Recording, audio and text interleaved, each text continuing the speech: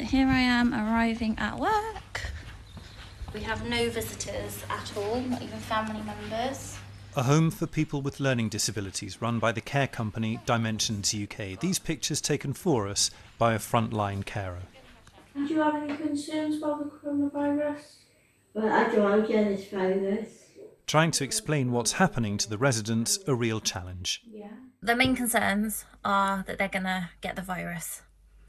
They obviously see every day the amount of people that have sadly died going up and up. New figures seen by this programme show only 0.5% of staff working with people with learning disabilities have been tested for COVID-19.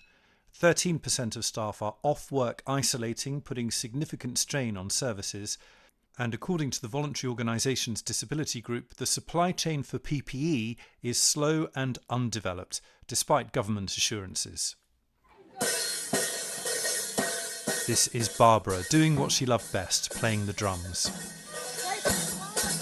Barbara was taken to hospital with COVID-19 at the end of March. She was just a cute thing. She was lovely. She didn't have a mean bone in her body. Barbara's sister Frances wasn't allowed to see her. They wouldn't let any visitors in after she tested positive. So she was in hospital for several weeks on her own. And she's not a communicator. And she would get very scared in hospital. She would just get petrified. She didn't understand what was going on. I don't know. You don't know? Barbara lived in a home run by the care provider Certitude. Their main concern: what happens if one of their residents has to go to hospital? Good health care for people with learning disabilities in ordinary times requires amazing advocacy by our staff and families. So one of our biggest worries is people going into hospital unaccompanied at the moment, without that advocacy, that support to make sure that their needs are understood, their distress is understood. Barbara was in hospital for 3 weeks on her own before she died. Frances rang every day, but was told she couldn't come in. I know there's a risk, but I know I would have been prepared to have geared up with all of the protective equipment just to go and see her occasionally, because she really didn't have a clue what was going on any of the time. So that would have added to the angst. Day after day, on her own. And anyway, yeah.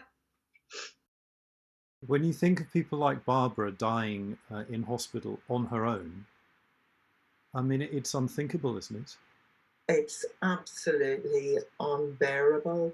Barbara was the most feisty, fun-loving, charming, humorous, life and soul of the party.